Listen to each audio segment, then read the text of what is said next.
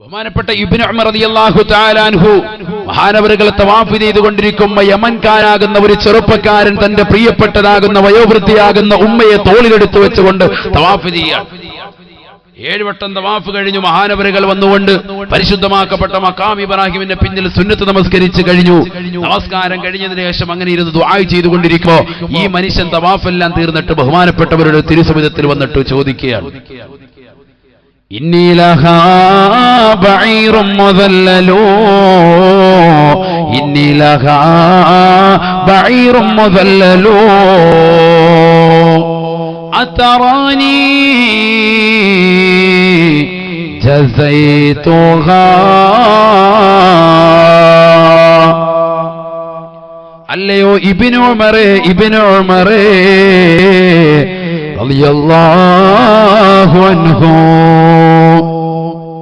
ഉമർ ഇബ്നുൽ Khattab തങ്ങളുടെ പ്രിയപ്പെട്ട മകനായ അബ്ദുല്ലാഹി ഇബ്നു ഉമർ റളിയല്ലാഹു തആല അൻഹു തവാഫ് കഴിഞ്ഞിട്ട് തവാഫിന് ശേഷമുള്ളതാകുന്ന സുന്നത്ത് നമസ്കാരം മഖാം ഇബ്രാഹിമിന്റെ പിന്നിൽ നിന്നുകൊണ്ട് നമസ്കാരം കഴിഞ്ഞ് ദുആ ചെയ്തുകൊണ്ടിരിക്കുമ്പോ യമൻകാരനായ ആരോഗ്യമുള്ള ഒരു ചെറുപ്പക്കാരൻ തന്റെ പ്രിയപ്പെട്ട മാതാവിനെ എടുത്തു വെച്ചുകൊണ്ട് മാതാവിന് വേണ്ടി തവാഫ് ചെയ്തുകൊണ്ട് അദ്ദേഹത്തിന്റെ തിരുസവിധത്തിലേക്ക് വരികയാണ്. എന്നിട്ട് ഇബ്നു ഉമർ റളിയല്ലാഹു തആല അൻഹുവിനോട് ചോദിക്കുകയാണ്, ഇബ്നു ഉമറ, ഇബ്നു ഉമറേ, ഇബ്നു ഉമറേ ഇന്നി ലഹാ ബഈറും മുദല്ലലൂ, എന്റെ ഉമ്മയെ കണ്ടില്ലയോ, എന്നെ ഉമ്മയെ ദർശിച്ചില്ലയോ? പ്രായം ചെന്ന എന്റെ പ്രിയപ്പെട്ട ഉമ്മയ്ക്ക് ഞാൻ മാത്രമാണ് തുണയുള്ളത്, ഞാൻ മാത്രമാണ് സന്ദർശകനായിട്ടുള്ളത്. എന്റെ പ്രിയപ്പെട്ട ഉമ്മയ്ക്ക് ഒരൊറ്റ മകനാണ് ഞാൻ.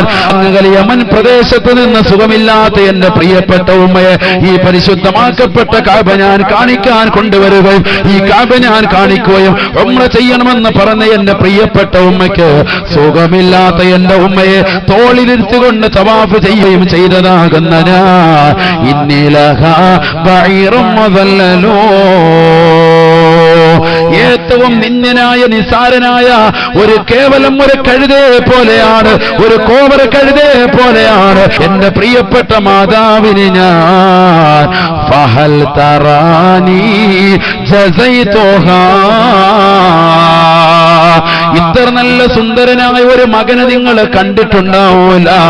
കാരണം സ്വന്തം ഉമ്മയ്ക്ക് വേണ്ടി സുഖമില്ലാത്ത ഉമ്മയ്ക്ക് വേണ്ടി ഉമ്മയെ വീട്ടിലിരുത്തിയിട്ട് ഉംറ ചെയ്യുകയല്ല, മറ്റൊരാൾ ഉംറ ഏൽപ്പിക്കുകയല്ല.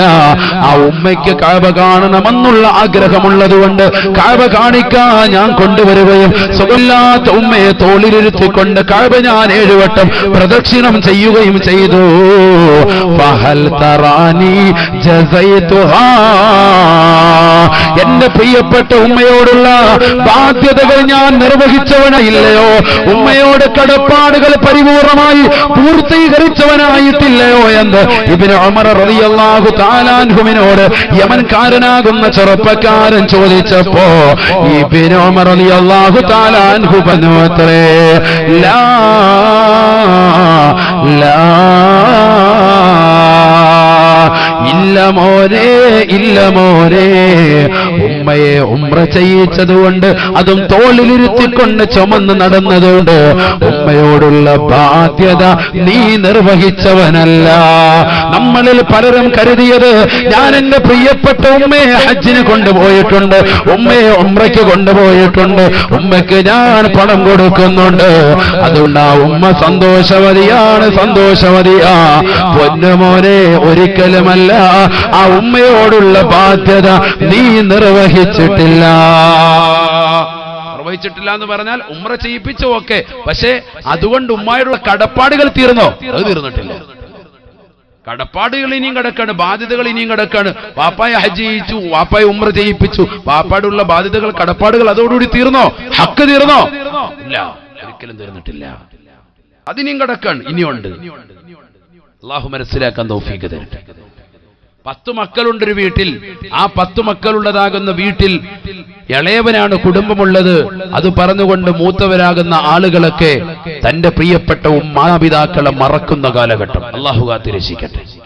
കാരണം എന്താ ചോദിക്കുമ്പോ പറയാ, ഉസ്താദ് എന്ത് ചെയ്യാനാ, നമുക്ക് കുടുംബം ഇല്ല. കുടുംബം അവനല്ലേ ഉള്ളത്, അപ്പൊ അവൻ നോക്കട്ടെ. കുടുംബം അവനല്ലേ എല്ലാ സ്വത്തുമുള്ള. ഞങ്ങളൊക്കെ ഒന്നുമില്ല, ഞങ്ങളൊക്കെ സ്വന്തമായിട്ടുണ്ടാക്കി അധ്വാനിച്ചിട്ട് ഞങ്ങൾക്ക് മാറി. ഇനിയിപ്പോ ഞങ്ങൾക്ക് ഞങ്ങളുടെ മക്കളായി കുടുംബങ്ങളായി ഞങ്ങൾ ഇനി വേറെ രീതിക്കാണ് പോകുന്നത്. അതുകൊണ്ട് ഇനി മാതാപിതാക്കളെ നോക്കാൻ ഞങ്ങൾക്ക് പറ്റൂല, ഞങ്ങൾക്ക് സമയമില്ല, ഞങ്ങളത് ചെയ്യാൻ ഞങ്ങൾ തുനിയുന്നില്ല. ഇളയവൻ നോക്കട്ടെ, അവൻ ഹോസ്പിറ്റലിൽ കൊണ്ടുപോവുക, അവൻ എന്റെ കാര്യങ്ങളൊക്കെ നോക്കട്ടെ. അതൊരിക്കലും ഒരു മുഅ്മിൻ പറയാൻ പാടില്ല. അള്ളാഹു കാത്തിരക്ഷിക്കട്ടെ. കാരണം ഇളയവനെ മാത്രമല്ല ഈ മാതാപിതാക്കള് നോക്കിയിട്ടുള്ളത്, മാതാവ് പ്രസവിച്ചത് നിന്നെയും കൂടിയാണ്, നിന്റെയും കൂടി വാപ്പയാണ്, നിന്റെയും കൂടി ഉമ്മയാണ്. അള്ളാഹു മനസ്സിലാക്കാൻ തൗഫീഖ് തരട്ടെ, ബോധം നൽകി അള്ളാഹു അനുഗ്രഹിക്കട്ടെ. മാതാപിതാക്കളെ ഒരിക്കലും നമ്മൾ വെറുപ്പിക്കാൻ പാടില്ല, ഒരിക്കലും വെറുപ്പിക്കാൻ പാടില്ല. നിങ്ങൾക്കറിയോ, പരിശുദ്ധ തിരുനബി മുഹമ്മദ് മുസ്തഫ സല്ലല്ലാഹു അലൈഹി വസല്ലമ തങ്ങളുടെ അടുക്കലേക്ക് മുആവിയത്ത് ബിൻ ജാബിർ റളിയല്ലാഹു തആല അൻഹു കടന്നു ചെന്നുകൊണ്ട് നബിയോട് ചോദിച്ചു, നബിയെ, ഞാൻ ഉദ്ദേശിക്കുന്നു അവിടുത്തോടൊപ്പം ഇന്നി ഉരീദുൽ ജിഹാദ മഅക യാ റസൂലല്ലാഹ്, അവിടുത്തോടൊപ്പം ജിഹാദിന് വരാൻ, യുദ്ധത്തിൽ വരാൻ ഞാൻ ലക്ഷ്യം വെക്കുന്നു. പ്രവാചകർ ചോദിച്ചു, അഹയ്യുൻ വാലിദതുക, നിന്റെ മാതാവ് ജീവിച്ചിരിപ്പുണ്ടോ?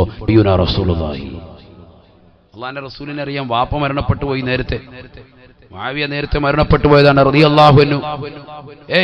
അതുകൊണ്ട് പൊന്നുമോനെ, നിന്റെ പ്രിയപ്പെട്ടതാകുന്ന വാപ്പ മരണപ്പെട്ടു പോയി, നിനക്ക് ചെറുപ്പത്തിൽ തന്നെ നിന്റെ പ്രിയപ്പെട്ടതാകുന്ന ഉമ്മ ഇപ്പോഴും ജീവിച്ചിരിപ്പില്ലേ? അദ്ദേഹം പറഞ്ഞു, നഅം യാ റസൂലല്ലാഹ്, ഉമ്മ ഇപ്പോഴും ഉണ്ട്, ഉമ്മ പ്രായത്തിയിരിക്കാണ്, വീട്ടിലുണ്ട്.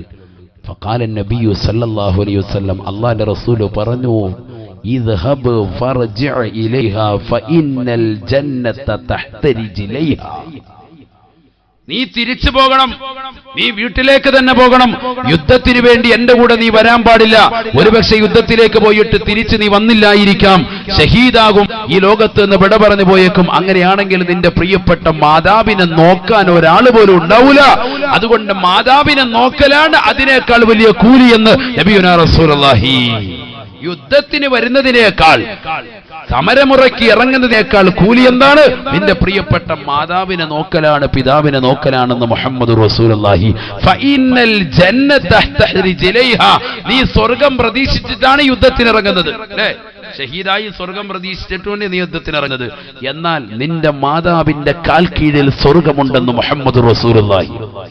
എന്താ കാലുപൊക്കി നോക്കിയാനടി സ്വർഗം ഇരിക്കാന്നാണ് ഈ പറഞ്ഞതിന്റെ അർത്ഥം? അതല്ല, മാതാപിതാക്കൾക്ക് ഖിദ്മത്തെടുക്കുക, അവരോട് വിനയാന്യതനായി നീ നിലകൊള്ളുക, അവർ പറയുന്ന കാര്യങ്ങൾ പരിപൂർണമായി അനുസരിക്കുക, അവരെ സംതൃപ്തപ്പെടുത്തുക. അല്ലാഹു തൗഫീഖ് നൽകട്ടെ, അല്ലാഹു തൗഫീഖ് തരട്ടെ. 11 ആളുകൾക്ക് ദുആഇന് ഇജാബത്തുണ്ടെന്ന് നബിയുനാ റസൂലുള്ളാഹി സ്വല്ലല്ലാഹു അലൈഹി വസല്ലം. അത് പെട്ടെന്നാണ് മാതാപിതാക്കളെ ഖിദ്മത്തെടുത്തുകൊണ്ട് കഴിയുന്നതാകുന്ന മക്കളുടെ പ്രാർത്ഥനയ്ക്ക് ഉത്തരമുണ്ട് എന്ന് മുഹമ്മദ് റസൂലുള്ളാഹി. എന്താണ് ഈ പറഞ്ഞത്? മാതാപിതാക്കൾക്കല്ല, മറിച്ച് മാതാപിതാക്കൾക്ക് ഖിദ്മത്തെടുക്കുന്നതാകുന്ന മക്കൾക്ക് ദുആഇന് ഇജാബത്തുണ്ട് മുഹമ്മദ് റസൂലുള്ളാഹി എന്ന് പറഞ്ഞാൽ ആ മക്കളെ കൊണ്ട് ദുആ ഇരപ്പിക്കാൻ. നമുക്കൊരു മകനെ കണ്ടു, ആ മകൻ മാതാപിതാക്കൾക്ക് കണ്ണിലുണ്ണിയാണ്, നല്ലവനാണെന്ന് തോന്നിയാൽ അവനെ കൊണ്ട് എത്ര വലിയ ആലിമാണെങ്കിലും ചെയ്യുന്നെങ്കിലും മുന്നുമോനെ ദുആ ഇരക്കണമെന്ന് പറയുന്നതിൽ വലിയ മഹത്വമുണ്ടെന്ന് മുഹമ്മദ് റസൂലുള്ളാഹി. അല്ലാഹു തൗഫീഖ് തരട്ടെ, അല്ലാഹു തൗഫീഖ് തരട്ടെ. നമ്മുടെ മക്കളെയൊക്കെ അത്തരത്തിൽ സ്വാലിഹീങ്ങളിൽ സ്വാലിഹാത്തുകൾ ഉൾപ്പെടുത്തി അനുഗ്രഹിക്കുമാറാവട്ടെ.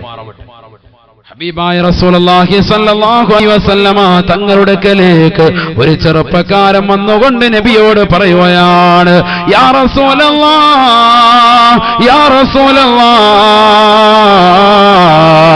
ഇന്നി ഉരീദുൽ ജിഹാദ മഅക യാ ഹബീബല്ലാഹ്.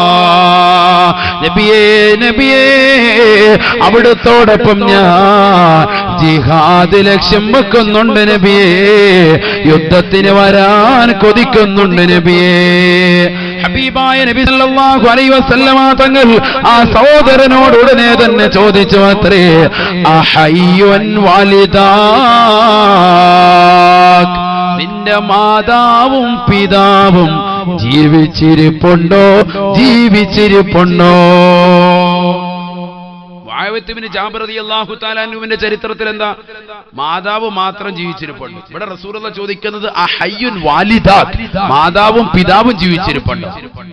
മാതാവിനെ മാത്രം നോക്കണമെന്ന ഉസ്താദ് പറഞ്ഞെന്ന് ആരും പറയരുത്. അതിനാ ഈ ഹദീസ് കൂടി ഞാൻ പറയും.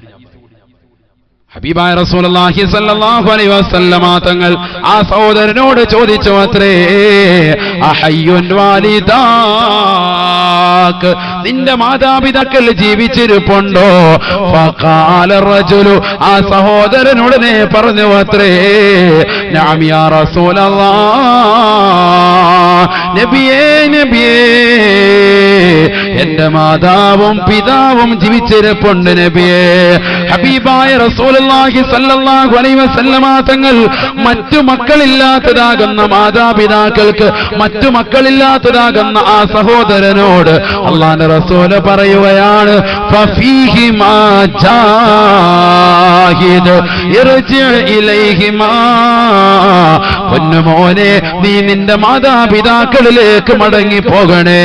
പരിശുദ്ധമാക്കപ്പെട്ട ഉഹദിന്റെ രണാങ്കളത്തിലേക്ക് ഇറങ്ങാൻ വേണ്ടി ആളുകളെ തെരഞ്ഞെടുത്തുകൊണ്ടിരിക്കുകയാണ്, സെലക്ട് ചെയ്തുകൊണ്ടിരിക്കുമ്പോഴാ ഈ അനുയായി വന്നുകൊണ്ട് പറയുന്നത്, നബിയേ ഞാനും അവിടുത്തോടൊപ്പം യുദ്ധത്തിന് വരാൻ കൊതിക്കുന്നുണ്ട് നബിയേ, യുദ്ധത്തിന് വരാൻ കൊതിക്കുന്നുണ്ട് നബിയേ. ഹബീബായ നബി തങ്ങൾ ചോദിച്ചു, മാതാപിതാക്കൾ ജീവിച്ചിരിപ്പുണ്ടോ? ഉണ്ടെന്നുള്ള മറുപടി കേട്ടപ്പോ നബി തങ്ങൾ പറയുകയാണ്, ഫഫീഹിമാ ജാഹിദ്, മാതാവും പിതാവും ജീവിച്ചിരിപ്പുണ്ടെങ്കിൽ അവരിൽ നീ ജിഹാദ് നടത്തണേ, അഥവാ അവർക്ക് സേവനം ചെയ്യുന്നതിന് വേണ്ടി നിന്റെ സമയത്തെ ചെലവഴിക്കണേ എന്ന് നബിയുനാ റസൂലുള്ളാഹി